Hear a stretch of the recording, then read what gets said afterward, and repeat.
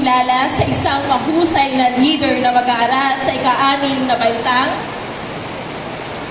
ng Pasong Santol Golden City Annex, ang opisina ng Congressman Kagalang-galang Adrian J. Advincula, ipagkakaloob ang medalya sa isang nagkamit ng may mataas na karangalan at nagpamalas ng natatanging kahusayan.